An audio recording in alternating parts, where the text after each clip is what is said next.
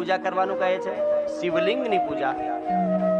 શ્રાવણ માસ અને બધાએ ભક્તો સવારે વહેલા ઉઠી સ્નાનાદિ કરી અને હાથમાં તાંબાનો કળશ લઈને જળ ભરી અને મહાદેવના સાનિધ્યમાં આવી અને ભોળાનાથને લોટો જળ ચડાવી, હે મહાદેવ એક લોટો જળ ચડાવ્યો, બાપ રાજી રહેજો. કહીએ છે કે નહીં? કેમ લોટો જળ? જલ્દીથી પ્રસન્ન થનાર દેવ મહાદેવ છે. કાલે વાત કરીએ એમ રામ કૃષ્ણની સેવા આરાધના કરીએ, 56 ભોગ લગાવીએ ત્યારે એ પ્રસન્ન થાય.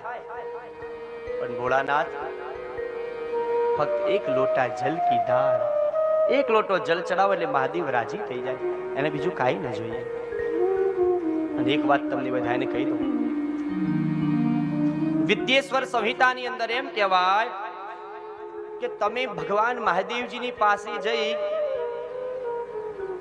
ભાંગ નહીં ચડાવો તો ચાલશે, બીલીપત્ર નહીં ચડાવો તો ચાલશે, લોટો જળ નહીં ચડાવો તો ચાલશે, પણ સવારે ઉઠી અને મહાદેવજીના મંદિરે આવી અને તમે ભોળાનાથને તમારું મુખારવિંદ, તમારો ચહેરો બતાવશો ને તો પણ મહાદેવ રાજી થશે કે એના ઘરેથી ઉઠીને એ મને નિહાળવા માટે આવ્યો ને, હવે મારે પણ આના ઘરે જવું જોઈએ, આનું કલ્યાણ કરવું જોઈએ.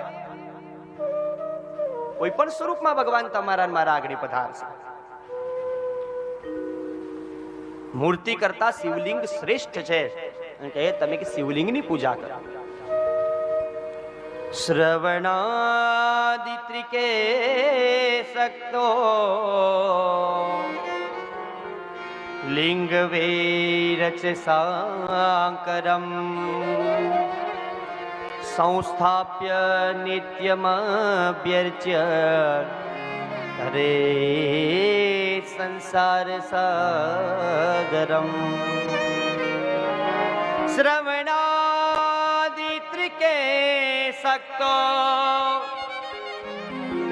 લિંગ વૈરચ સાંકરમ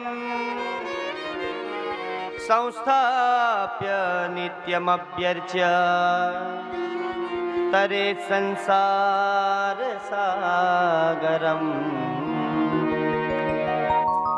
મૂર્તિ કરતા શિવલિંગ શ્રેષ્ઠ છે. એની અંદર પણ એમ કે પાર્થિવ શિવલિંગ માટીનું બનાવવું, મંડપ બનાવવું. ભલા ભક્તો એક વાત કહી દઉં કે તમે શિવલિંગની પૂજા કરો છો, શિવ મહાપુરાણમાં એમ કહેવાય આ દરેક શિવલિંગોની અંદર શ્રેષ્ઠ કોઈ પૂજા હોય તો એ પાર્થિવ શિવલિંગ. કયું શિવલિંગ?